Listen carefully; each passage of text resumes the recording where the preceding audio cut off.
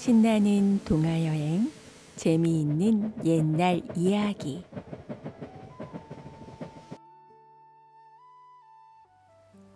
여러분 안녕하세요. 오늘도 신나는 동화여행과 함께 해주셔서 진심으로 감사드립니다. 오늘 여러분께 들려드릴 이야기는 살을 에이는 듯한 매서운 눈보라가 몰아치던 어느 깊은 산속 겨울밤으로 거슬러 올라갑니다. 첩첩산중 고갯길 아래 눈이 오면 손님 발길마저 뚝 끊기는 작은 주막에는 가난한 과부 다림과 어린 딸이 살고 있었어요.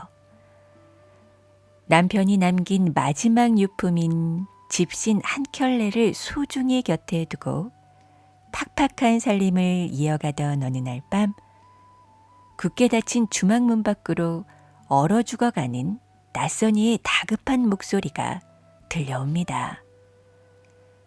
세상의 야박한 인심 앞에서 다림은 과연 어떤 선택을 했을까요? 그리고 그 선택이 모녀의 운명을 크게 바꾸어 놓고 말죠. 옛날 따뜻한 아랫목에 옹기종기 모여 앉아 할머니의 옛 이야기에 푹 빠져들던 그 시절처럼 편안하고 즐거운 마음으로 오늘도 귀 기울여 주세요. 그럼 꽁꽁 얼어붙은 세상 속에서도 기적처럼 피어난 따뜻한 온기 가득한 이야기를 지금부터 들려드리겠습니다.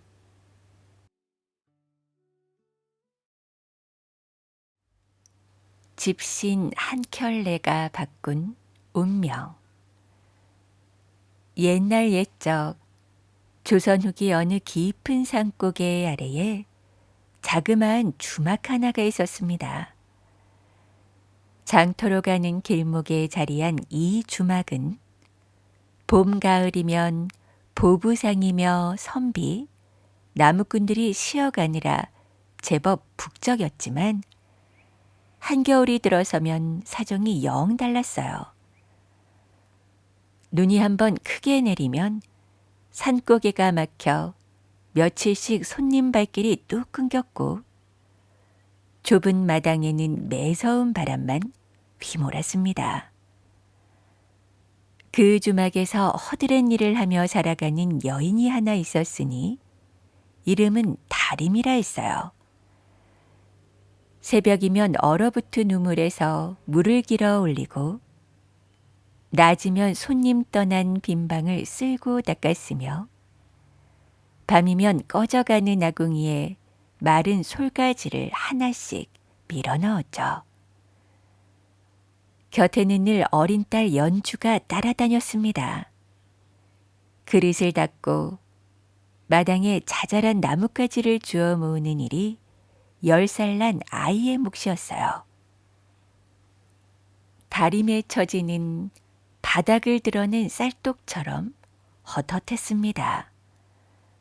몇 해 전 남편이 모진 병으로 자리에 누웠다가 끝내 일어나지 못하고 세상을 떠났던 까닭이었죠.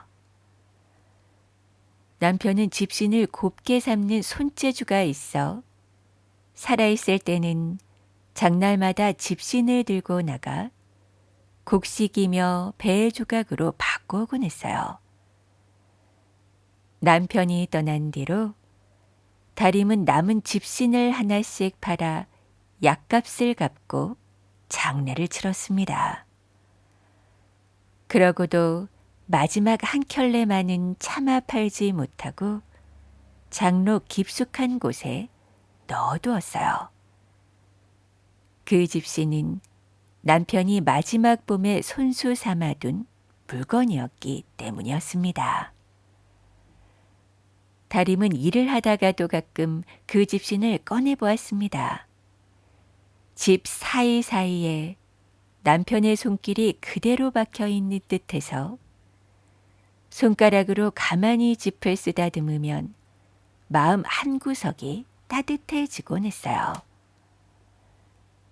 남편은 살아있을 때 입버릇처럼 한 가지 말을 했습니다.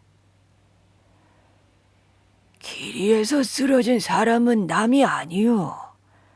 오늘은 남이지만 내일은 내가 그 자리에 누워 있을지 누가 알겠소. 다림은 그 말을 잊지 못했습니다. 가난한 살림에 누구를 도울 처지가 아니었지만 마음만큼은 늘 남편이 남긴 그 한마디를 품고 살았어요. 한편 주막집 주인은 복녀라는 여자였습니다. 돈셈이 빠르고 인심은 박했죠. 손님이 동전 한 잎을 모자라게 내밀어도 그냥 넘어가는 법이 없었고 일꾼들의 품삯도 한 푼씩 깎아내며 살림을 꾸려갔어요. 그렇다고 복녀가 아주 못된 사람은 아니었습니다. 그 시절 산골에서 자식 없이 홀로 늙어가는 여자가 주막을 지켜내려면 마음 한 자락쯤은 차갑게 묶어두지 않을 수 없었던 것이지요. 그날 밤은 유난히 눈보라가 사나웠습니다. 해가 지자마자 하늘이 시커멓게 닫히더니 굵은 눈송이가 떼지어 쏟아져 내렸어요. 바람은 처마 끝을 흔들고 문풍지가 펄럭이는 소리가 마치 짐승 우는 소리 같았죠. 복녀는 일찌감치 빗장을 단단히 걸어 잠그고 혀를 끌끌 찼습니다. 아이고, 이런 밤에는 손님은커녕 도둑들기 딱 좋은 날이야. 누가 두드려도 열어줄 생각도 말어. 다림은 말없이 고개를 끄덕였습니다. 연주는 어머니의 치맛자락을 꼭 붙잡고 부엌 한쪽에 웅크려 앉았어요.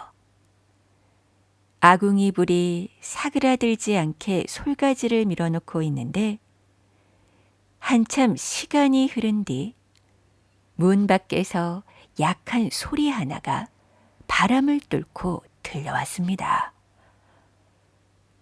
사람 살려주십시오. 사람 살려주십시오. 소리가 무척 가늘어서 처음에는 바람 소리에 섞여 있는 듯도 했어요. 복녀는 이불 속에서 고개도 들지 않았습니다. 못 들은 척하는 기색이 분명했죠. 연주는 깜짝 놀라 어머니의 옷자락을 잡아당겼어요. 어린 마음에도 사람 목소리라는 것을 느낀 거였습니다. 다림은 잠시 망설였어요. 주인이 문 열지 말라 일렀으니 함부로 빗장을 풀 수도 없었죠. 하지만 그 약한 목소리가 한 번, 두 번 점점 잦아드는 것을 듣고 있자니 가슴이 쪼개지는 듯했습니다. 다림은 입술을 깨물었어요. 그리고 마침내 자리에서 일어나 문 쪽으로 발걸음을 옮겼습니다. 누구신지 모르나 잠시만 기다리십시오.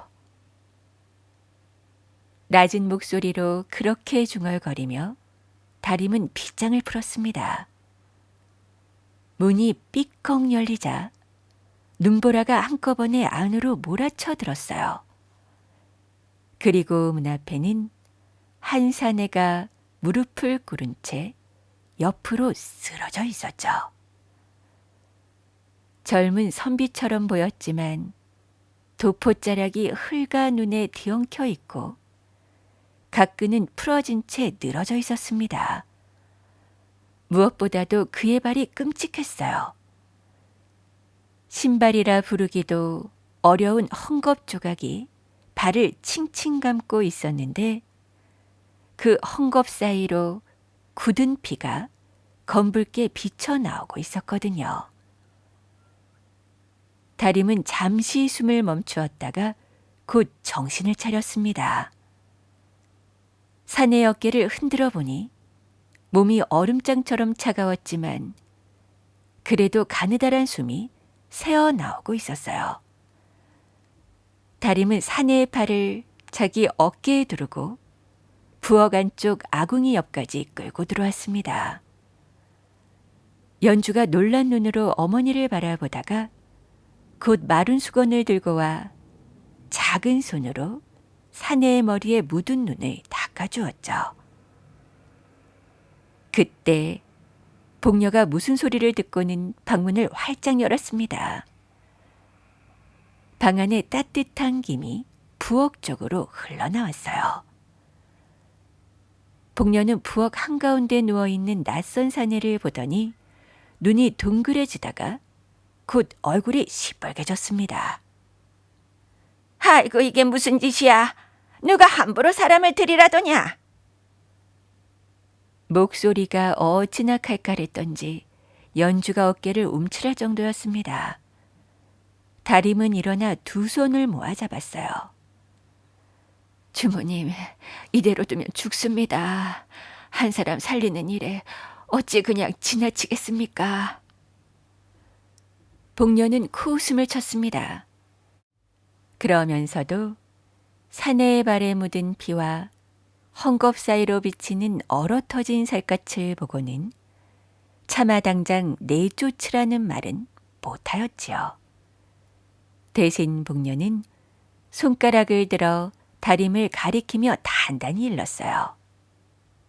아이고, 오늘 하룻밤 재워주는 값이며 밥 한 그릇 먹이는 값 모두 자네 품삯 세서 깔 것이야. 그래도 좋으냐? 다림은 망설임 없이 고개를 끄덕였습니다. 그리하십시오. 복녀는 흥 하고 한 번 더 콧방귀를 뀌고는 방문을 도로 닫아버렸어요. 그렇게 사내는 그날 밤 다림의 부엌 아궁이 옆에서 목숨을 건질 수 있었죠. 다림은 사내의 젖은 도포를 벗겨 빨랫줄에 걸어두고 이불 한 채를 끌어다 그의 몸 위에 덮어주었습니다. 따끈한 숭늉을 한 그릇 떠다가 입가에 흘려 넣어주자 사내는 한참 만에 천천히 눈을 떴어요. 흐릿한 시선이 다림에게로 머물렀죠. 사내는 가까스로 입술을 떼어 한마디를 했습니다. 고맙습니다. 이 은혜를 어찌 갚아야 할지. 다림은 가만히 고개를 저었어요. 갚을 일이 무엇 있겠습니까? 그저 정신 차리시고 따뜻한 것이나 좀 더 드십시오. 사내의 이름은 한서준이라 했습니다. 한양으로 과거를 보러 가던 길에 산길에서 도둑을 만난 것이었어요. 보찜과 노자, 짐 위에 묶어두었던 책까지 모두 빼앗기고 깊은 산골을 헤매다가 길을 잃은 것이었죠. 신발이 다 닳아 떨어져 헝겊으로 발을 감고 걸었지만 눈보라 속에서는 그것도 견디기 어려웠습니다. 한서준은 자기가 어떻게 이 주막 앞까지 왔는지조차 잘 기억나지 않는다고 했죠. 연주는 옆에서 그 이야기를 들으며 어린 마음에도 가슴이 짠해졌어요. 하지만 다른 한편으로는 속이 상하기도 했습니다. 어머니의 품삯이 또 깎이게 생겼기 때문이었죠. 가뜩이나 적은 돈이 매번 이런 식으로 사라지는 것이 어린 연주에게는 늘 답답한 일이었어요. 연주는 사내가 잠든 뒤 어머니에게 작은 목소리로 물었습니다. 어머니, 우리는 왜 늘 남 때문에 손해를 봐요? 다림은 딸의 머리를 가만히 쓰다듬으며 대답했습니다. 손해처럼 보여도 사람을 살리는 일은 손해가 아니란다. 사람 한 사람 목숨이 어찌 품삯 몇 푼에 견질 수 있겠느냐. 연주는 그 말을 다 알아듣지는 못했습니다. 그저 어머니의 마음이 너무 무르다고 생각했어요. 그렇게 그날 밤은 길고 깊게 흘러갔죠. 이튿날 새벽, 눈은 어느새 잦아들고 있었습니다. 동이 트기 전 한서준은 다시 길을 떠나야 했어요. 과거 날짜가 코앞이었던 까닭에 한시도 지체할 수가 없었죠. 하지만 문제는 그의 발이었습니다. 어젯밤 다림이 헝겊을 다 풀어 새로 감아주긴 했지만 그것으로 산고개를 넘는다는 건 또 한 번 죽음을 자처하는 일이나 다름없었으니까요. 다림은 한참 동안 사내의 발을 내려다보았습니다. 발등은 검붉게 부어 있었고 발가락 끝은 얼었다 녹았다를 반복한 탓에 검게 변해 있었어요. 그런 발로 또 눈길을 걸으면 한양에 닿기 전에 길에서 쓰러질 것이 분명했죠.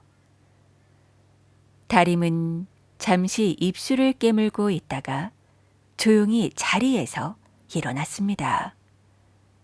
발걸음이 자기도 모르게 안방 쪽으로 향했어요. 연주는 그제야 어머니가 무얼 하려는지 짐작했습니다. 어린 딸은 깜짝 놀라 어머니의 옷자락을 붙잡았어요. 어머니, 그건 안 돼요. 그건 아버지가 마지막으로 남긴 거잖아요. 다림은 잠시 멈춰섰어요. 손이 미세하게 떨렸습니다. 장롱을 열어 안쪽 깊이 손을 넣자 천에 곱게 쌓인 집신 한 켤레가 만져졌습니다.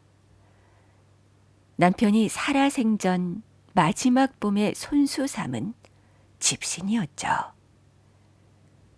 짚이 부드럽게 다져져 있고 코 부분에는 가는 색실이 한 가닥 둘려 있었어요. 그것은 남편이 평생 만든 집신 중에서도 가장 정성을 들인 것이었죠. 다림은 그 집신을 두 손으로 받쳐 들고 한참을 서 있었습니다. 가슴 한복판이 뻥 뚫리는 듯한 기분이 들었어요. 마음이 흔들리지 않았다면 거짓말이었습니다.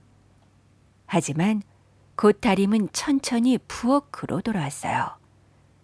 그러고는 한서준 앞에 그 집신을 가만히 내려놓았습니다.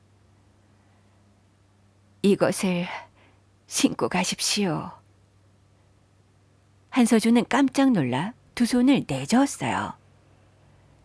그는 짚이 얼마나 곱게 다져져 있는지, 코의 색실이 어떤 정성을 말하는지 한눈에 알아보았어요.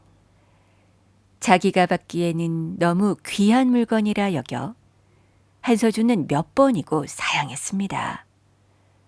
하지만 다림은 잔잔한 목소리로 말했죠. 죽은 사람의 물건이 산 사람의 길을 이어줄 수 있다면 그보다 나은 쓰임이 어디 있겠습니까? 우리 그이가 살아있어도 똑같이 이 집신을 내드렸을 겁니다. 한서준은 말을 잇지 못했습니다. 두 눈에 눈물이 차오르더니 집신을 받쳐둔 손이 가늘게 떨렸어요. 다림은 거기에 더해 부뚜막 위에서 식어가던 보리떡 2개를 낡은 보자기에 곱게 쌌습니다. 그 보자기는 다림이 시집올 때 가져온 물건 중 하나였는데 한쪽 귀퉁이가 달아해진 것을 다림이 직접 작은 꽃무늬로 꿰매어둔 흔적이 있었죠. 가시다가 배고프면 드십시오. 한양까지는 길이 멉니다. 부디 살아서 글 공부한 보람을 이루십시오. 한서준은 깊이 머리를 숙였습니다. 그가 천천히 입을 열었어요. 윤회, 죽어도 있지 않겠습니다. 이름이 어찌 되시는지요? 다림은 살짝 웃었어요. 저 같은 사람의 이름을 알아 무엇 하시겠습니까? 이 고개 아래에 작은 주막에 다림이라고만 기억해 주시면 됩니다. 그렇게 한서준은 집신을 신고 보자기를 품속에 단단히 갈무리했습니다. 그러고는 한 번 더 마당에 멈춰 서서 등 뒤의 주막을 오랫동안 바라보았어요. 처마 밑에서 어머니 옆에 서 있는 어린 연주의 모습이 그의 눈에 깊이 새겨졌죠. 한서준은 마음속으로 한 가지를 다짐했습니다. 살아서 한양에 닿게 된다면, 그리고 언젠가 자기가 그럴 만한 자리에 서게 된다면 반드시 이 모녀의 은혜를 잊지 않으리라 말이죠. 그가 집신을 신고 산고개로 발걸음을 옮기자 가끝인 눈밭 위로 또렷한 집신 자국이 길게 이어졌습니다. 연주는 그 자국이 산모퉁이를 돌아 사라질 때까지 가만히 바라보고 서 있었어요. 한편 복녀가 이 사정을 알고 노발대발하였죠. 모르는 나그네에게 잠자리며 밥, 그것도 모자라 집신과 떡까지 줘 보냈다는 말을 듣고 복녀는 부엌마당에서 한참을 벌벌 뛰었습니다. 아이고, 그래, 집신은 네 살림이라 치자. 아니, 내 보리떡까지 함부로 보자기에 싸서 내보내다니. 복녀는 그달 품삯을 절반이나 깎아버렸습니다. 연주는 부뚜막 뒤에 숨어 어깨를 들썩이며 울었어요. 어머니가 좋은 일을 했는데 왜 우리만 이렇게 혼이 나야 하는지 어린 마음에는 도무지 납득이 가지 않았던 것이었죠. 다림은 그날 밤 우는 딸을 품에 안고 한참을 다독였습니다. 세상 일이 늘 그 자리에서 바로 맞아떨어지지는 않는단다. 그래도 마음까지 못되게 살 필요는 없는 게야. 사람은 마음이 가난해지면 정말로 가난해지거든. 연주는 어머니의 가슴에 얼굴을 묻고 흐느꼈습니다. 그날 어머니의 말은 어린 연주가 다 이해할 만한 말은 아니었어요. 다만 어머니의 가슴이 어찌나 따뜻했던지 그 온기 하나만은 오래오래 마음에 남게 되었죠. 한편 한서준은 다림에 집신을 신고 그 집신 덕분에 발이 더 상하지 않은 채 사흘 길을 걸어 마침내 한양에 닿았습니다. 보자기 속의 보리떡은 두 번째 날 길에서 다 먹었지만 그 보자기는 소중하게 간직하였어요. 가는 길마다 품속에 넣어 가지고 다녔죠. 그렇게 시간은 흘렀습니다. 한 해가 가고 두 해가 가고 또 다른 해가 갔어요. 산고개 아래 주막에는 여전히 봄, 가을이면 손님이 들고 겨울이면 발길이 끊겼습니다. 다림은 여전히 새벽 우물에서 물을 길었고 복녀는 여전히 한 푼이라도 깎으려 들었죠. 다만 그 사이 연주는 부쩍 자라났어요. 어느덧 6해가 흘러 연주는 16살 처녀가 되어 있었습니다. 연주는 얼굴이 곱고 손끝이 야물었어요. 어머니를 닮아 마음이 깊었고 죽은 아버지를 닮아 손재주가 좋았습니다. 바느질을 하면 어른의 솜씨 못지 않았고 음식간을 보면 늘 맞아떨어졌죠. 어깨 너머로 익힌 글씨를 흉내내어 종이에 적으면 글자 모양이 제법 바르게 나왔습니다. 마을 사람들은 가난한 집 처녀치고는 참 곱게 잘 자랐다고 입을 모았어요. 다림은 여전히 가난했지만 딸만큼은 남의 집 종으로 보내지 않으려 이를 악물고 살았습니다. 주막일이 끝나고 밤이 되면 호롱불 아래에서 삭바느질을 했고 장날이면 산에서 캐어온 나물다발을 들고 장터에 나가 한 푼, 두 푼 열심히 모았어요. 연주도 어머니 곁에서 함께 일했습니다. 어릴 적 어머니를 답답해하던 마음은 많이 줄어들었지만 그래도 이따금 어머니의 그 무른 마음이 야속할 때가 있었죠. 한편 마을 한복판에는 백문기라는 사람이 있었습니다. 겉으로는 점잖은 양반 행세를 하는 마을 유지였어요. 사랑방을 따로 두고 손님이 오면 의관을 정제하고 맞이했으며 입에서는 사서삼경의 구절이 곧잘 흘러나왔습니다. 그런데 속사정은 영 달랐어요. 윗대에서 물려받은 전답은 거의 다 남의 손에 넘어갔고 빚은 빚대로 쌓여 있었습니다. 그러면서도 체면만은 도저히 버리지 못해 여전히 하인을 부리고 종을 두어야 한다고 고집했죠. 그런 백문기에게는 백이노라는 외아들이 하나 있었어요. 아버지의 양반 행세를 그대로 물려받은 데다 성정마저 거칠고 제멋대로였습니다. 마을 처녀들 사이에서 이름이 좋게 오르내리는 일이 한 번도 없었죠. 그 부자는 가만히 앉아서 있는 빚도 갚기 어려운 형편인데 그렇다고 살림 규모를 줄일 생각은 없었습니다. 그래서 백문기가 머리를 굴려 떠올린 방법이 있었어요. 가난한 집 처녀를 데려다가 종처럼 부린다는 못된 수였죠. 그러던 어느 봄날 장터에서 연주를 본 백문기는 그 자리에 멈춰서서 한참을 바라보았습니다.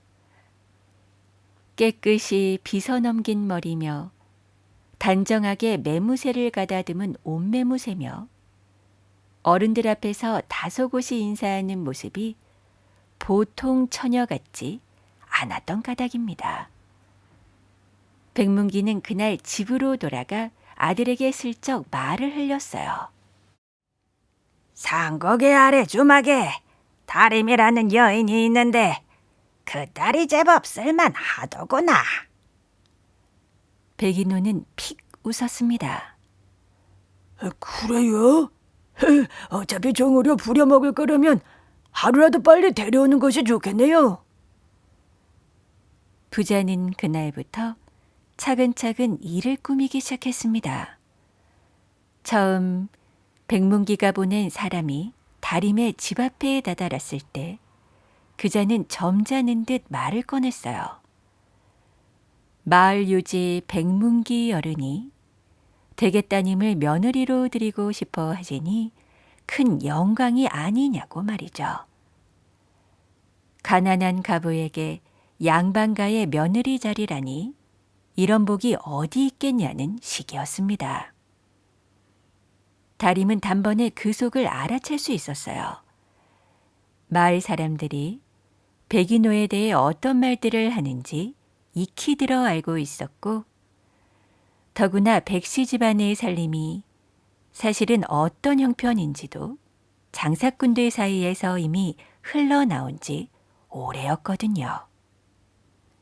양반가 며느리를 운운하는 말은 그저 거칠일 뿐 싫은 연주를 종처럼 부려먹으려는 속셈이란 걸 다림은 모르지 않았습니다. 다림은 백문기가 보낸 사람을 정중히 하지만 단호하게 돌려보냈죠. 제 딸은 아직 어립니다.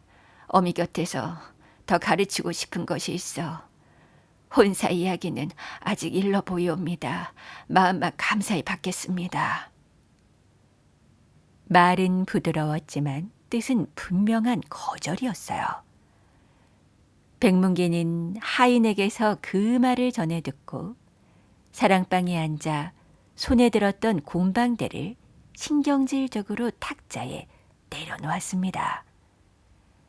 아니 가난한 과부가 감히 대청을 거절해. 내 이름이 우습게 보이는 게냐? 백문기는 원래 마음에 한번 가시가 박히면 그것을 빼지 못하는 사람이었습니다. 거기에 자존심까지 다친 셈이니 분이 풀릴 리 없었죠. 그날부터 백문기는 머리를 짜내기 시작했어요. 어떻게 하면 다림을 꼼짝 못하게 묶어놓고 연주를 자기 집으로 끌어올 수 있을까? 그러다가 결국 떠올린 것이 바로 거짓 빈문서였습니다. 며칠 뒤 백문기는 사람 며칠 거느리고 직접 달인의 집을 찾아왔습니다. 다림이 일을 마치고 막 저녁상을 드리려던 참이었어요. 마당에 들어선 백문기는 헛기침을 한번 크게 하더니 품속에서 누렇게 색이 바랜 종이 한 장을 꺼냈습니다. 종이는 모서리가 닳고 한쪽이 살짝 찢어져 있어 한눈에 보아도 오래된 듯 보였죠. 네 죽은 남편이 우리 집에서 큰 돈을 빌려갔다. 사람이 죽었다고 해서 피까지 죽는 법은 없지. 갚지 못하고 죽었으니 네가 어서 갚아야 할 것이야. 종이에는 죽은 남편의 이름이 적혀 있었고 빌린 돈의 액수는 한 가난한 가부가 평생을 일해도 갚을 수 없을 만큼 컸습니다. 끄트머리에는 못 갚을 시 가족이 그 일을 대신에 갚는다는 글귀까지 또렷이 적혀 있었어요. 다림은 그 자리에서 얼굴이 새하얗게 질렸죠. 남편에게 그런 빚이 있었다는 말은 평생 한 번도 들은 적이 없었기 때문이었습니다. 남편은 집신 삼아 번 돈을 한 번도 누구에게서 큰 돈을 꺼와 살림에 보탠 일이 없었으니까요. 아니, 이 문서는 무엇이옵니까? 저는 아무것도 모르는 일이옵니다. 다림의 목소리가 가늘게 떨렸어요. 백문기는 코웃음을 쳤습니다. 네가 모른다고 사실이 사실이 아닌 게 되겠느냐? 갚을 수 없으면 말로 변명할 일이 아니다. 네게는 딸이 있지 않느냐? 우리 집에 들여보내면 빚을 탕감해주마. 연주는 부엌문 옆에 서서 그 말을 듣고 있었습니다. 손에 들고 있던 그릇이 저도 모르게 바닥으로 떨어졌죠. 다림은 자리에서 바로 일어나 백문기 앞을 막아섰어요. 평생 누구 앞에서도 쉽게 목소리를 높이지 않던 다림은 또박또박 큰 소리로 말했습니다. 제 딸은 빚 대신 넘길 물건이 아닙니다. 그 말에 백문기의 얼굴이 굳어졌죠. 그는 들고 있던 종이를 다시 품속에 넣으며 등을 돌리기 직전 차가운 목소리로 한마디를 던졌어요. 좋다. 그럼 가나에서 보자. 양반의 문서 앞에서 가난한 과부의 말이 얼마나 통하는지 두고 보자. 그 말 한마디가 다림의 가슴에 비수처럼 박혔습니다. 그렇게 백문기 일행이 돌아간 뒤 다림은 마루에 풀썩 주저앉았어요. 연주가 달려와 어머니 어깨를 부축했습니다. 모녀는 그날 밤 호롱불 앞에 마주 앉아 한참 동안 아무 말도 하지 못했죠. 그리고 그 소문은 빠르게 마을에 퍼졌어요. 얘기 들었어? 산고개 아래 다림이라는 과부가 아니 백시댁에 큰 빚을 졌다는구먼. 아이고, 그러게 말이에요. 갚지 못하면 딸을 종으로 보내야 한다더군요. 그렇게 다림이네 이야기는 우물가와 빨래터를 돌고 돌았어요. 마을 사람들은 수근거리면서도 누구 하나 선뜻 다림의 편을 들지 못했습니다. 주막에 돌아온 다림에게 복녀가 조용히 다가와 말했습니다.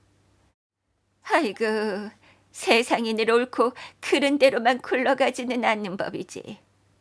양반이 문서 들고 나서면 가난한 과부의 말이 어디까지 통하겠느냐. 차라리 딸을 잠시만 보내두고 빚을 갚았다 치는 편이 어떻겠느냐. 그래야 너라도 살지. 복녀의 말은 모진 말 같았지만 그 안에는 그녀 나름의 안타까움이 묻어 있기도 했어요. 하지만 다림은 단호히 고개를 저었습니다. 제 딸은 잠시도 단 하루도 그 집으로 들이지 않을 것입니다. 사람이 가난하다고 해서 남의 손에 넘어가는 물건이 되는 것은 아니지 않습니까? 복녀는 더 말하지 않고 한숨만 길게 내쉬었어요. 그리고 며칠 뒤 관아에서 통기가 내려왔습니다. 백문기가 정식으로 소장을 냈으니 양쪽이 나와 진위를 가린다는 것이었어요. 재판 날짜는 보름 뒤로 정해졌습니다. 다림은 그 사이에 어떻게든 남편의 결백을 밝혀줄 만한 사람을 찾아내야 했죠. 다림은 새벽이면 주마기를 하면서 낮에는 남편이 살아있을 적에 같이 일하던 사람들을 찾아 마을을 돌아다녔어요. 산 너머 작은 마을, 장터 뒤편에 좁은 골목, 강 건너 집신 장수들이 머무는 거처까지 발이 부르트도록 다녔습니다. 하지만 일이 쉽지 않았죠. 죽은 남편을 생생하게 기억하는 사람은 많지 않았고 그나마 함께 자주 일했다던 김씨 노인은 이미 몇 해 전 다른 고을로 이사를 가버린 뒤였어요. 백문기 집에서 빈문서를 적어주었다는 사람도 어디로 갔는지 종적이 없었습니다. 한 사람은 죽었다 하고 또 한 사람은 멀리 떠났다 했어요. 마치 누군가 일부러 그 길목을 모두 막아놓은 듯했습니다. 밤이 되면 다림은 호롱불 아래에서 머리를 감싸쥐고 한참을 앉아 있었어요. 연주는 그런 어머니를 차마 똑바로 바라보지 못했습니다. 어머니의 어깨가 하루가 다르게 작아지는 것 같아 가슴이 미어졌죠. 어느 날 밤 연주는 더는 견디지 못하고 어머니 몰래 작은 보따리 하나를 꾸렸어요.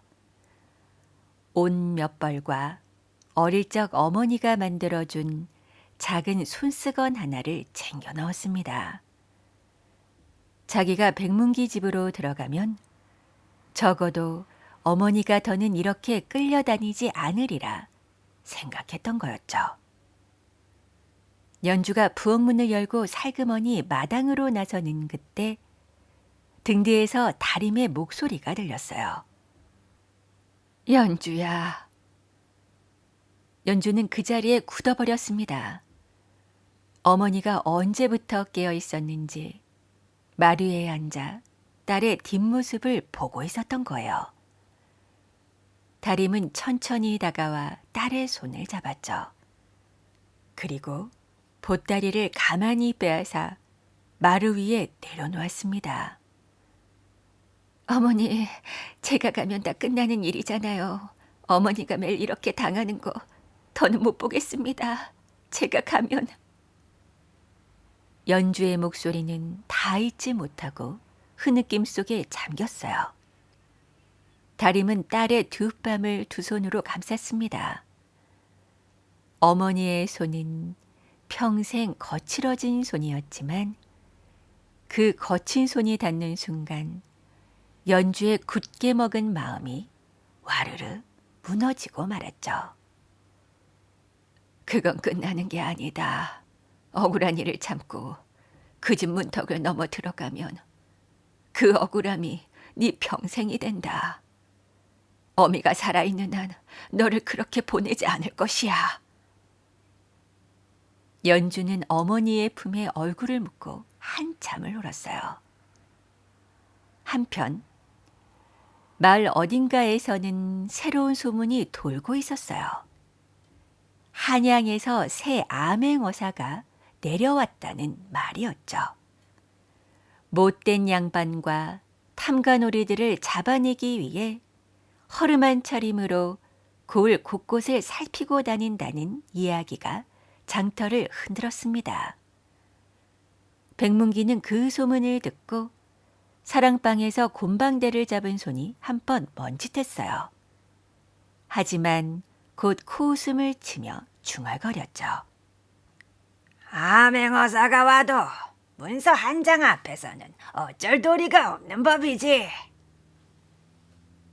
백문기는 서둘러 며칠 안에 모든 일을 끝낼 수 있도록 관아에 손을 써두려 했습니다. 한편 다림은 보름 뒤로 다가오는 재판날만이 무겁게 가슴을 짓누를 뿐이었어요. 다림은 그 밤도 잠을 이루지 못하고 마루 끝에 앉아 멀리 검게 누워있는 산고개 쪽을 오래도록 바라보았습니다. 재판날이 사흘 앞으로 다가온 어느 저녁날이었어요. 산고개 아래 주막마당에는 며칠째 손님 하나 들지 않았습니다.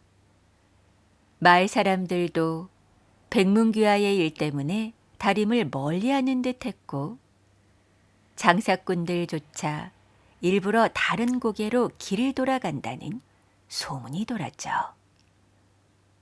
복녀는 입을 다물고 부엌만 드나들었고 다림은 빈 마당을 쓸며 한숨을 길게 내쉬었어요. 그날따라 산 너머에서 까마귀 우는 소리가 자주 들렸습니다. 해가 뉘엿뉘엿 산을 넘어가던 무렵 한 사내가 주막 마당에 들어섰어요. 갓은 낡고 도포는 군데군데 흙이 묻어 있었으며 신발은 집신이었습니다. 보찜 하나를 어깨에 둘러맨 모습이 영락없는 떠돌이 글빵 선비처럼 보였어요. 사내는 마당 한 구석에 보찜을 내려놓더니 마루 끝에 가만히 앉아 따끈한 국밥 한 그릇을 정했죠. 복녀는 마지못해 부엌에 들어갔고 다림은 평소처럼 상을 차려 사내 앞에 들였어요. 사내는 천천히 국물을 떠 입에 가져갔습니다. 그러면서 슬쩍 마당 너머 마을 쪽을 바라보았어요. 사람의 시선이 어찌나 조용하고 깊던지 다림은 잠시 그 옆모습을 바라보다가 가슴 한쪽이 이상하게 흔들리는 것을 느꼈습니다. 어딘가 낯이 익은 듯도 했지만 어디서 보았는지 도무지 떠오르지 않았어요. 사내는 식사를 마치고도 한참을 마루 끝에 앉아 있었습니다. 마을 쪽에서 누군가 길을 지나갈 때마다 가만히 그 모습을 살피는 듯 하더니 이윽고 조용히 입을 열었죠. 주모, 이 마을에 백문기라는 사람이 산다 들었소만. 복녀는 화들짝 놀라 사내를 쳐다보았습니다. 그 이름이 외지 사람의 입에서 나온 것이 의외였던 까닭이었죠. 사내는 별일 아닌 듯한 표정으로 말을 이었어요. 한양에서 우연히 그대 이야기를 들었소. 양반가의 살림이 비주로 흔들린다고 들었디다. 그래도 마을 인심은 괜찮은가 하여 물어본 것이오.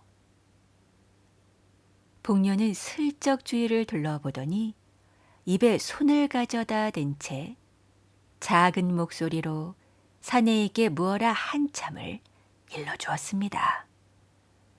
백문기 부자가 어떤 사람인지 마을 사람들이 그들 앞에서 얼마나 숨을 죽이고 사는지, 또 가난한 과부와 그 딸이 지금 어떤 처지에 놓여 있는지를 일러 바치듯이 말했어요.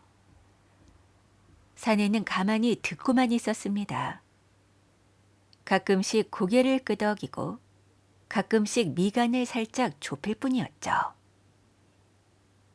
해가 다 지고 어둠이 내려올 즈음 사내는 자리에서 일어났어요. 보찜을 다시 어깨에 메고는 복녀에게 국밥값을 치렀죠. 그러고는 마당을 나가기 전 마침 부엌에서 그릇을 닦고 있던 다림 쪽을 한번 돌아보았습니다. 다림은 그 시선을 느끼고 고개를 들었지만 사내는 그저 가볍게 갓을 살짝 들어 인사할 뿐이었어요. 다림이 무어라 답할 새도 없이 사내가 뒷모습을 보이며 어둠 속으로 사라지는 것을 바라보았습니다. 그런데 부엌으로 돌아간 다림의 가슴이 까닭없이 두근거렸어요. 사내의 갓 그늘 아래에서 본 눈빛이 자꾸만 떠올랐습니다. 어디서 본 것 같은데 어디서 본 것일까? 다림은 머릿속을 뒤지다가 곧 고개를 저었습니다. 평생 사람을 많이 만난 것도 아니었고 외지 사람이 자기를 알아볼 까닭도 없었죠. 그날 밤 다림은 그 일을 마음 한쪽에 묻어두고 다시 재판날을 떠올리며 호롱불 앞에 앉았어요. 이튿날 사내는 마을어귀의 선앙당 앞을 천천히 지나가다가 그곳 나무 그늘 아래서 쉬고 있는 노인 하나를 만났습니다. 박첨지라는 노인이었는데 마을에서 가장 오래 산 사람 중 하나였죠. 사내는 박첨지에게도 슬쩍 백문기 이야기를 건넸어요. 둘째 하니 백문기 댁 평판이 영 좋지 않다 들었소. 사내가 그렇게 운을 떼자 처음에는 입을 다물고 있던 박첨지가 한숨을 내쉬며 차츰 속을 털어놓았습니다. 이 마을에 백씨 댁에 빚을 졌다는 가난한 집이 한둘이 아니랍니다. 죽은 남편이 빌려갔다. 행방불명된 형이 빌려갔다. 먼 친척이 빌려갔다. 뭐 그런 핑계가 줄줄이 따라붙지요. 그러고는 그 집 딸이며 어린아이들이 줄줄이 백씨 집 종이 되어 들어가는 일이 잦았습니다. 가난한 사람이 그를 모르고 문서 보는 눈이 없는 것을 노린 짓이지요. 사내는 박첨지의 말을 한마디 한마디 머릿속에 새겼어요. 사실 그 사내가 누구인고 하니 6년 전 다림이 눈보라 속에서 구해준 한서준이었습니다. 그는 6해 전 한양에 닿은 뒤 그해 가을 과거에 장원으로 급제하였어요. 그 뒤 한양에서 벼슬자리에 오르고 학식과 인품을 인정받아 마침내 임금의 명을 받들어 암행어사의 자리에 서게 되었죠. 마패를 품에 지니고 길을 떠나면서 한서준의 마음 한구석에는 늘 한 가지 짐이 매여 있었습니다. 6해 전 그 눈보라 치던 밤 자기의 목숨을 살려준 산골 주막의 모녀를 한번 찾아뵙는 일이었어요. 그렇게 암행어사로서 여러 고을을 살피고 다니던 한서준은 우연히 이 고을에서 전해져 오는 흉흉한 소문을 듣게 되었던 것입니다. 백문기라는 양반이 가난한 백성들에게 거짓 빈문서를 들이밀어 자식들을 종처럼 부린다는 말이었죠. 한서준은 그 소문이 도는 고을이 마침 자기가 한양으로 가던 길에 들렀던 그 고개 아래 마을과 가깝다는 것을 알아차렸을 때 가슴이 한번 크게 내려앉았어요. 그리고 마음이 급해진 한서준은 길을 돌려 이 고을로 들어온 것이었습니다. 그러고도 신분을 곧바로 드러내지 않고 며칠 동안 떠돌이 선비 차림으로 마을 곳곳을 살피며 사람들의 이야기를 모았던 것이었죠. 한서준이 마을에 들어와 사흘이 지나는 동안 그는 이미 백문기와 그 아들 백인호의 행적을 어지간히 짚어두었습니다. 비슷한 빈문서로 끌려간 가난한 집 처녀가 한둘이 아니었고 그중 한 집은 문서를 만들어준 사람이 누구인지까지 어슴풀에 알고 있었어요. 마을에서 글씨를 잘 쓴다고 소문난 늙은 문서장이 하나가 있었는데 그가 백시댁 사랑방을 자주 드나든다는 말을 한서준은 여러 입에서 거듭 들었습니다. 한서준은 그 노인을 거쳐도 미리 알아두었죠. 그리고 마침내 재판날이 밝았습니다. 그날 아침 산고개 아래 주막에 부엌은 이상하리만치 조용했어요. 다림은 새벽부터 깨어 부엌 일을 다 마쳐놓고 깨끗이 빨아둔 흰 저고리와 검은 치마로 갈아입었습니다. 연주도 어머니를 따라 단정하게 매무새를 가다듬었어요. 가난한 살림이라 비단 한 자락 두를 수 없었지만 두 모녀는 평생 누구 앞에서도 부끄럽지 않을 만큼 깨끗한 옷차림을 했죠. 다림은 떠나기 전 마루 끝에 잠시 앉아 죽은 남편의 위패가 모셔진 작은 선반을 향해 두 손을 모았습니다. 여보, 오늘 하루만 우리 모녀가 무너지지 않게 도와주십시오. 연주는 그런 어머니의 옆모습을 보며 가슴이 먹먹해졌어요. 그러고 어머니의 손을 꼭 잡고 함께 마당을 나섰습니다. 관아 마당에는 사람들이 한가득 모여 있었어요. 평소에는 좀처럼 모이지 않던 마을 사람들이 이번만은 어찌 되어 가는지 두 눈으로 보겠다며 곳곳에서 모여든 것이었습니다. 백문기는 마당 한쪽에 의관을 정제하고 서 있었고 그 곁에는 아들 백인호가 거만하게 팔짱을 낀 채 서 있었어요. 백씨 부자의 입가에는 옅은 미소까지 어려 있었습니다. 이미 관아의 아점 몇 획에 손을 써둔 까닭에 그날의 판결이 어떻게 날지 자기들 손바닥 위에 있다고 여겼던 까닭이었죠. 현감이 자리에 오르자 좌중이 조용해졌습니다. 백문기가 먼저 앞으로 나아가 품속에서 누런 종이를 꺼내 두 손으로 받쳐들고 현감 앞에 올렸어요. 종이 위에 적힌 글씨는 또렷했고 끄트머리에는 붉은 도장이 찍혀 있었습니다.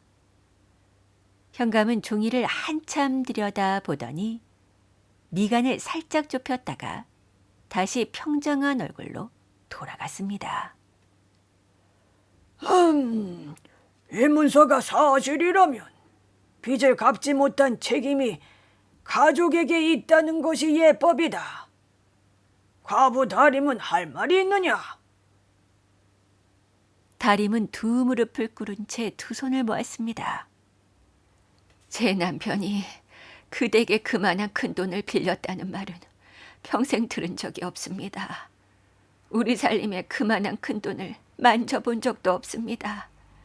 그를 모르는 죄로 저는 저 문서를 반박할 다른 종이를 가지고 있지 않으나 다만 한 가지 분명한 것은 저 문서는 거짓이라는 것이옵니다. 그러자 백문기가 비웃듯 어깨를 으쓱했어요. 가난한 사람이 빚을 졌으면 몸으로 갚는 것이 세상에 있지다. 그를 모른다고 빚을 갚지 않아도 된다는 법은 어디에도 없다. 마을 사람들 사이에서 작은 술렁임이 일었지만 누구도 선뜻 입을 열지 못했습니다. 현감은 다시 한번 종이를 살피더니 결국 입을 떼었어요. 문서가 분명하고 반박할 증거가 없으니 빚의 일부를 가족이 갚도록 함이 마땅할 것. 그 말이 채 끝나기 전 관나문 쪽에서 굵은 목소리가 들려왔습니다. 세상에 이치라 하셨습니까? 그럼 오늘 그 이치가 제대로 서는지 한번 보겠습니다. 좌중의 시선이 일제히 그쪽으로 쏠렸어요. 어제까지만 해도 산골의 주막 마루 끝에 앉아 국밥을 먹던 떠돌이 선비 차림의 사내가 어느새 깨끗한 도포에 번듯한 갓을 쓰고 그 자리에 들어서고 있었죠. 손에는 낡은 보자기 하나가 단정히 들려 있었습니다. 사내는 천천히 마당 한복판으로 걸어 나오면서 품속에서 무언가를 꺼내어 현감 쪽에 비추듯 들어 보였어요. 햇빛 아래에서 둥글고 묵직한 그것은 한눈에 보아도 마패였습니다. 마당 한 구석에서 누군가 작게 헉하고 숨을 들이켜는 소리가 났어요. 현감의 얼굴이 굳었고 백문기의 입가에 머물러 있던 미소가 단번에 사라졌죠. 백인호는 아버지의 옷자락을 슬쩍 잡았다가 곧 손을 떨어뜨리고 말았어요. 임금의 명을 받들어 이 고레이를 살피러 온 한서준이라오. 오늘 이 자리는 그저 한 집안의 빚다툼이 아니라 한 양반이 거짓으로 가난한 백성을 묶어 자식을 빼앗아 온 일을 가리는 자리요. 마당이 한순간 술렁였습니다. 마을 사람들 가운데 몇은 그 자리에서 무릎이 꺾이듯 주저앉았어요. 현감은 황급히 자리에서 일어나 한서준에게 예를 갖추었습니다. 한서준은 차분히 한 걸음씩 백문기 앞으로 다가갔어요. 그러고는 들고 있던 보자기를 마당 한복판의 작은 평상 위에 가만히 펼쳐놓았습니다. 누렇게 빛이 바랜 보자기 위에는 가는 색실로 곱게 꿰매어진 작은 꽃무늬가 한쪽 기퉁이에 그대로 남아 있었어요. 그 안에는 짚이 곱게 다져지고 코 부분에 가는 색실이 한 가닥 돌려 있는 집신 한 켤레가 놓여 있었습니다. 다림은 그 보자기의 꽃무늬와 집신을 본 순간 두 다리에서 힘이 빠져버렸어요. 시집 올 때 한쪽 귀퉁이를 자기 손으로 직접 꿰맨 그 보자기였습니다. 그 안에 쌌던 보리떡 2개의 자리, 떡 부스러기 자국까지 어렴풋이 남아 있었죠. 무엇보다 그 집신은 죽은 남편이 마지막 봄에 손수 삼아둔 집신이었어요. 평생 집신 곁에서 산 다림이 자기 남편의 손길을 알아보지 못할 까닭이 없었죠. 연주는 어머니 옆에 서서 그것을 보며 입을 가렸습니다. 어릴 적 어머니가 그 집신을 꺼내어 떠돌이 선비에게 내주던 그 새벽이 마치 어제일처럼 또렷이 떠올랐어요. 그때 어머니가 했던 말이, 그때 자기가 어머니에게 던졌던 원망 어린 한마디가 한꺼번에 가슴을 두드렸습니다. 한서준은 잠시 두 모녀를 향해 깊이 머리를 숙였어요. 그러고는 좌중을 향해 천천히 입을 열었습니다. 6해 전 어느 눈보라 치던 밤 한양으로 과거를 보러 가던 한 가난한 선비가 도둑을 만나 보찜을 빼앗기고 발이 다 찢어진 채 상고개 아래 작은 주막 앞에 쓰러진 일이 있었소.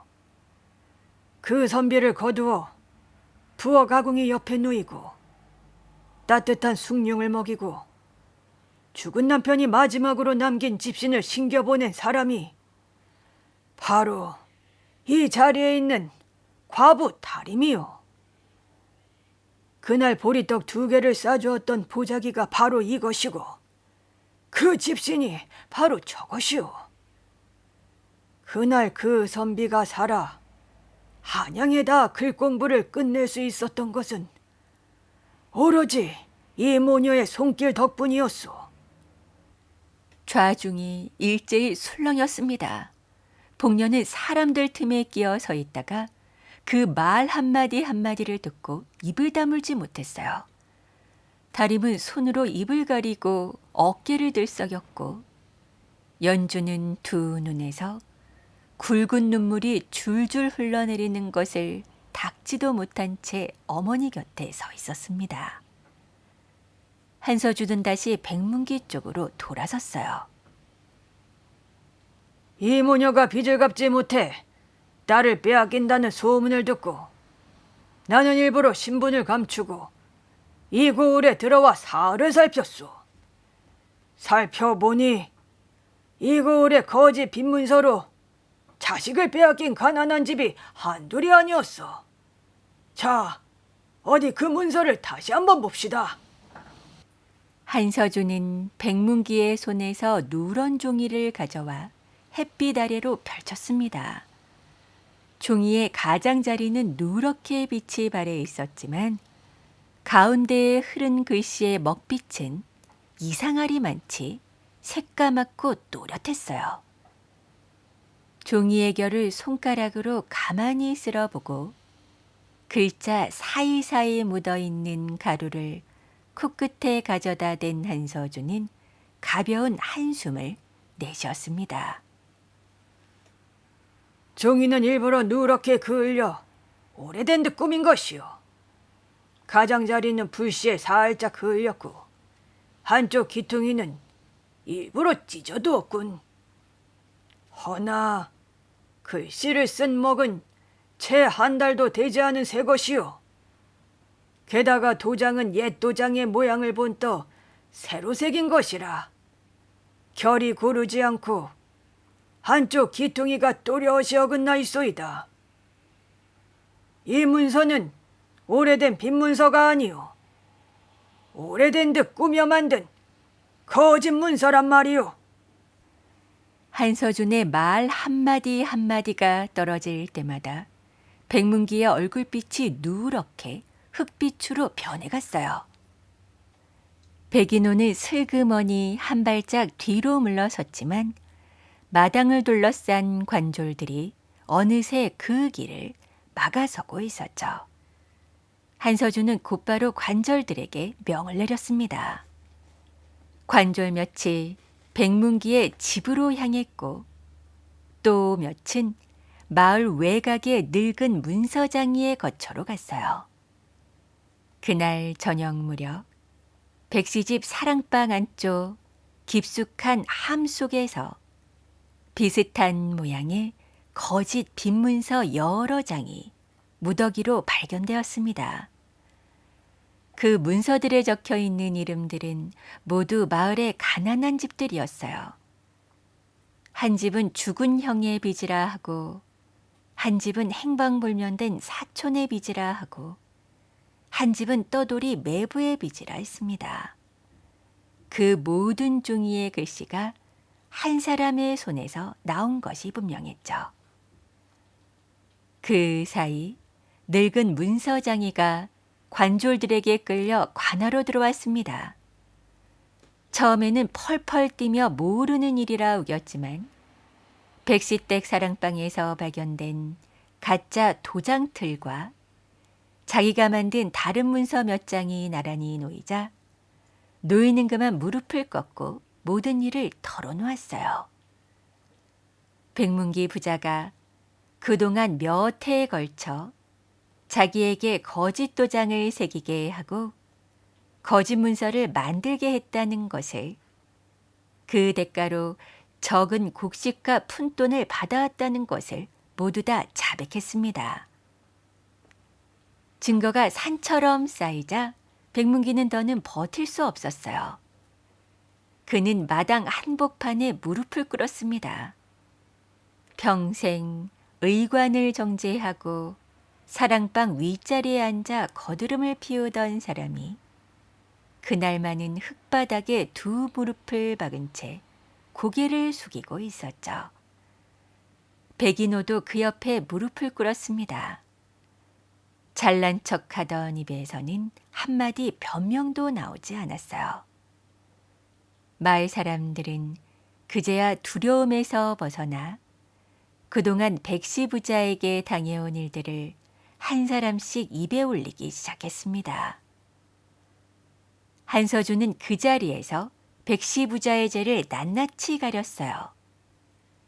백문기는 마을 유지의 자리에서 끌어내려져 무거운 벌을 받게 되었고 백인호 또한 함께 죄를 받았어요. 늙은 문서장이도 자기 죄에 따라 마땅한 벌을 받게 되었습니다.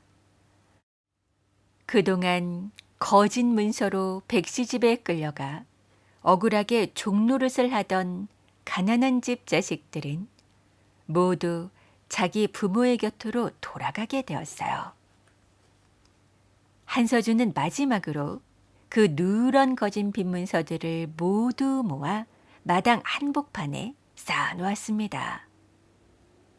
거기에 작은 횃불을 가져다 대자 종이는 화르르 소리를 내며 단수미에 빨갛게 타올랐습니다. 종이가 까만 재가 되어 바람에 흩날리는 동안 마을 사람들 사이에서는 누가 먼저랄 것도 없이 안도의 한숨이 길게 흘러나왔어요. 다림은 두 무릎을 꿇은 채 그 불꽃을 바라보다가 결국 두 손에 얼굴을 묻고 한참을 흐느꼈습니다. 연주가 어머니의 어깨를 끌어안고 함께 울었죠. 두 모녀의 어깨 위로 종이째가 눈처럼 가볍게 내려앉았습니다. 복녀는 사람들 틈에서 그 광경을 지켜보다 끝내 두 손으로 입을 가렸어요. 모든 일이 정리된 뒤 복녀는 자기 발로 다림의 곁에 다가왔습니다. 평생 인심박하다는 말을 듣고 살아온 복녀의 얼굴이 그날만은 붉게 달아올라 있었어요. 복녀는 한참을 머뭇거리다가 작은 목소리로 입을 떼었죠. 그때 나는 네가 미련한 줄 알았네. 눈보라치는 밤에 모르는 사람을 아내 들이고 네 품삯 다 깎이는 줄도 모르고 집신가 떡까지 내준 게 어리석다고만 여겼지. 그런데 미련한 사람은 네가 아니라 바로 나였네. 나는 그저 동전 몇 푼만 보았고 너는 한 사람의 목숨을 보았던 게야. 다림은 한참 동안 복녀를 가만히 바라보았습니다. 그러고는 살짝 미소를 지으며 고개를 저었어요. 그때는 모두가 살기 어려웠지요. 주모님도 주모님 살림을 지키느라 그러셨던 것 아니겠습니까? 저는 원망한 적이 없습니다. 복녀의 두 눈에서 굵은 눈물이 떨어졌어요. 복녀는 무어라 더 말하려다가 끝내 말을 잇지 못하고 그저 다림의 두 손을 자기 두 손으로 꼭 감싸주었습니다. 평생 한 번도 누구의 손을 그렇게 잡아본 적 없는 복녀였죠. 그날 밤 한서준은 상고개 아래 주막을 직접 찾아왔어요. 도포자락에서 흙을 털고 마루 끝에 단정히 앉은 한서준의 모습이 6해 전 그 새벽에 집신을 받아 신던 떠돌이 선비의 모습과 살짝 겹쳐 보였습니다. 한서준은 다림 앞에 두 손을 모으고 깊이 머리를 숙였습니다. 6해 전 그날 어머님이 저를 거두지 않으셨다면, 어머님이 그 집신과 보자기를 내주지 않으셨다면 저는 그 산고개에서 얼어 죽었을 것입니다. 한양에 닿지도 못하고 그 공부도 끝맺지 못하고 오늘 이 자리에 설 일도 없었겠지요. 이 은혜를 평생 갚으려 하여도 다 갚지 못할 것입니다. 다림은 두 손을 내저으며 고개를 가로저었어요. 무슨 말씀이시옵니까? 저는 그저 사람 한 사람을 살리고 싶었을 뿐이옵니다. 갚을 길이 무엇 있겠습니까? 오늘 우리 모녀가 이렇게 살아남게 된 것만 해도 분에 넘치는 일입니다. 한서준은 그래도 마음의 짐을 덜 수는 없었어요. 그는 두 모녀가 더는 산고개 아래에서 그렇게 고된 일을 하며 살지 않아도 되도록 살림을 보태고 싶다 했고, 두툼한 곡식 몇 가마니와 비단 몇 필도 보내겠다 청했죠. 하지만 다림은 모든 도움을 사양하고 다만 연주가 안전하게 살 수 있을 만한 작은 거처를 마련하는 데에 약간의 도움만을 받기로 하였어요. 한서준은 자기 뜻이 다 닿지 못한 것이 못내 아쉬웠지만 다림의 뜻이 워낙 굳은 것을 보고는 그 마음을 조용히 받아들였습니다. 한서준이 떠나기 전 다림에게서 받았던 집신을 두 손으로 받쳐 들고 다림에게 도로 내밀었어요. 집 사이사이가 곱게 다져진 모양새며 코에 둘은 가는 색실이며 모든 것이 처음 그날 그대로였습니다. 이 집신은 돌려드리는 것이 맞겠습니다. 다림은 잠시 그 집신을 바라보다가 부드럽게 고개를 저었습니다. 아닙니다. 그것은 이미 어사님의 발이 신었던 집신이옵니다. 죽은 그이도 그것이 한 사람의 길을 살린 집신이라는 것을 안다면 도로 가져오라 하지 않을 겁니다. 그 집신은 어사님 곁에 두십시오. 이따금 한 번씩 들여다보시며 처음 마음을 잊지 않는 징표로 삼으시면 됩니다. 한서준은 한참을 말이 없다가 결국 집신을 다시 자기 보자기에 곱게 싸서 품속에 갈무리했어요. 그러고는 다시 깊이 머리를 숙인 뒤 어둠 속으로 떠나갔습니다. 다림과 연주는 마당 끝에 서서 한서준의 갓그늘이 산모퉁이를 돌아 사라질 때까지 가만히 바라보고 있었죠. 그날 밤 호롱불 앞에 마주 앉은 두 모녀는 한참 동안 아무 말도 하지 않았습니다. 먼저 입을 연 사람은 연주였어요. 어머니, 다림은 가만히 딸을 바라보았습니다. 연주는 두 손으로 어머니의 손을 꼭 잡고 떨리는 목소리로 말을 이었어요. 저는 어릴 적부터 어머니가 늘 손해만 보고 산다고 생각했어요. 어머니가 너무 물으셔서 우리가 더 가난해지는 거라고요.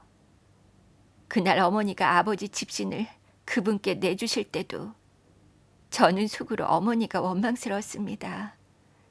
그런데 오늘 보니 어머니가 그때 내주신 것은 사라진 게 아니었네요. 어머니가 남에게 준 마음이 오늘 우리를 살렸어요. 다림은 딸의 머리를 가만히 자기 어깨에 기대겠습니다. 그러고는 부드럽게 머리를 쓰다듬으며 미소 지었어요. 선한 마음은 꼭 그 자리에서 바로 돌아오지 않는 법이란다. 사람의 마음속에 조용히 남아있다가 언젠가 그 사람의 길이 되고 또 다른 사람의 길이 되어 돌아오는 것이지. 그날 어미가 그 집신을 내준 것은 무엇을 바라서가 아니었어. 그저 눈앞에 한 사람이 죽을 것 같아서 그랬을 뿐이지. 그래도 사람의 마음이라는 것은 그렇게 무서운 것이란다. 한 번 받은 따뜻함은 받은 사람의 가슴에 깊이 새겨져 평생을 따라다니거든. 연주는 어머니의 어깨에 가만히 얼굴을 묻었습니다. 그날 그 호롱불 앞에서 어린 시절 자기가 어머니에게 던졌던 그 한마디, 우리는 왜 늘 남 때문에 손해를 본다던 그 말이 자꾸자꾸 떠올랐어요. 그 말이 부끄럽기도 하고 어머니 같은 사람의 딸로 태어난 것이 새삼 고맙기도 해서 연주는 한참 동안 어머니의 어깨에서 고개를 들지 못했습니다. 그 일이 있은 뒤로 몇 달이 흘렀습니다. 달인과 연주는 산고개 아래의 주막을 떠나 마을 어귀에 자리한 작은 집 한 채로 살림을 옮겼어요. 한서준이 마련해준 그 집은 크지는 않았지만 마당 한 구석에 앵두나무 한 그루가 서 있고 부엌 옆에는 작은 우물이 하나 있었습니다. 그 한 칸을 비워 두 모녀는 작은 바느질 방을 열었죠. 마을 처녀들이 시집갈 때 입을 옷을 짓고 새색시들이 들고 가는 이불을 누벼주는 일이었어요. 솜씨가 얇은 두 모녀의 이름은 고을 안팎으로 퍼졌고 살림은 차츰 자리를 잡아갔죠. 복녀는 이따금 작은 항아리에 김치며 된장을 담아 들고 두 모녀의 집을 찾아왔습니다. 처음에는 어색해하던 복녀의 얼굴도 시간이 흐르면서 차츰 부드러워졌어요. 박첨지 노인도 손주 같은 마을 아이들을 데리고 마당에 들러 집신끈을 메어주곤 했습니다. 한때 백문기 부자가 두려워 입을 다물었던 마을 사람들도 두 모녀의 작은 마당에 모여 앵두꽃을 함께 보며 웃을 줄 알게 되었어요. 그렇게 또 한 해가 흘러 다시 겨울이 돌아왔습니다. 그의 겨울도 유난히 매서웠어요. 첫눈이 내리던 날 두 모녀는 바느질방에 호롱불을 켜두고 조각천을 누비고 있었습니다.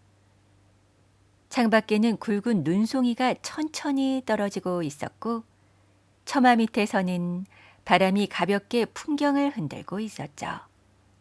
그날따라 다림은 손에 들고 있던 천을 한참 들여보다가 손길을 멈추고 가만히 창밖을 바라보았어요. 옛날 그 눈보라 치던 밤이 자꾸만 마음에 떠올랐던 가닥이었습니다. 그때 마당 쪽에서 조심스러운 발소리가 들렸어요. 누군가 대문을 두드리는 작은 소리였습니다. 그리고 곧이어 가늘게 떨리는 목소리가 들려왔죠. 실례합니다. 잠시 한 번만 부탁드립니다. 연주는 손에 들고 있던 바늘을 내려놓고 어머니를 바라보았어요. 다림은 잠시 가만히 앉아 있다가 살짝 고개를 끄덕였습니다. 이번에는 연주가 먼저 자리에서 일어났어요. 어릴 적 그 새벽 어머니의 치맛자락을 붙잡고 무서워했던 어린아이는 어느새 마음 깊은 처녀가 되어 있었죠. 연주는 부엌을 지나 마당으로 나가 빗장을 풀었습니다. 문 앞에는 어린 보부상 하나가 서 있었어요.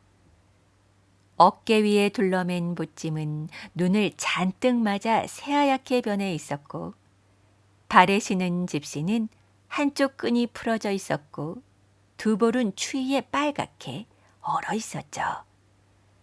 사내 아이는 어찌할 바를 모르고 두 손을 모은 채 떨고 있었습니다. 산고개 넘어 장에 가려다가 눈에 길이 막혀 길을 잃은 것이었어요. 연주는 어머니를 한번 돌아보았습니다.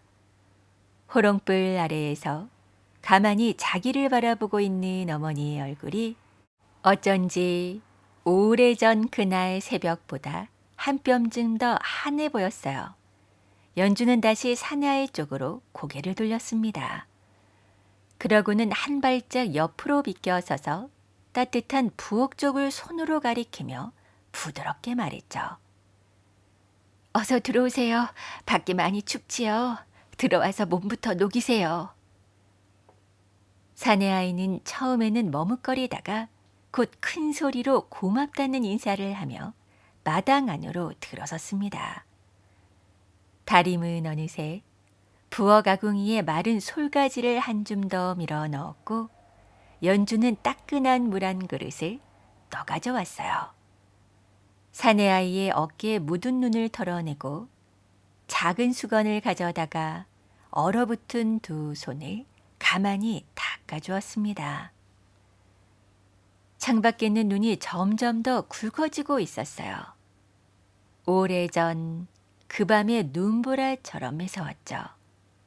하지만 작은 바느질방 안은 호롱불이 따스하게 흔들리고 아궁이에서는 솔향기가 은은하게 피어올랐으며 두 모녀의 옆 얼굴 위로는 사람의 마음을 살리는 온기 한 자락이 가만히 머물러 있었습니다.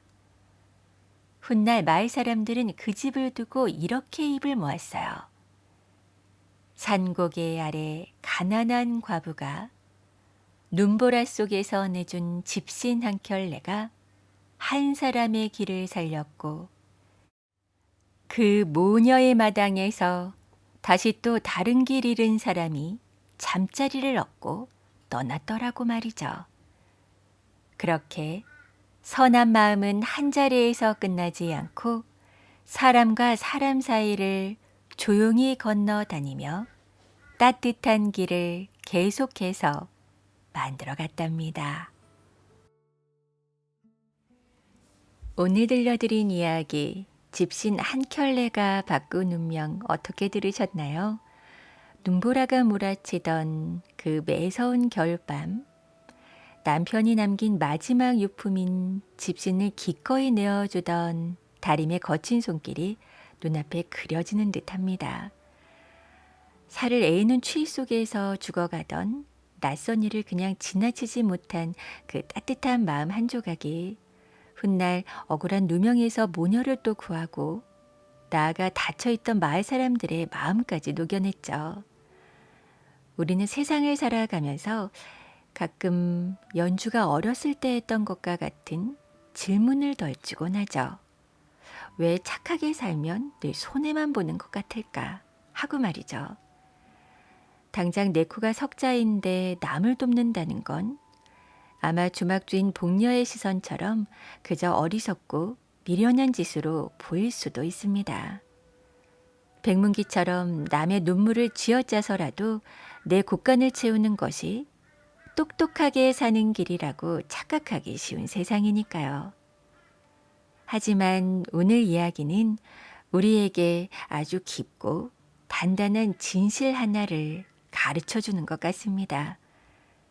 선한 마음은 당장 이자가 붙어 돌아오는 것은 아니지만 사람의 마음밭에 떨어져 조용히 뿌리를 내린다는 사실을 말이죠.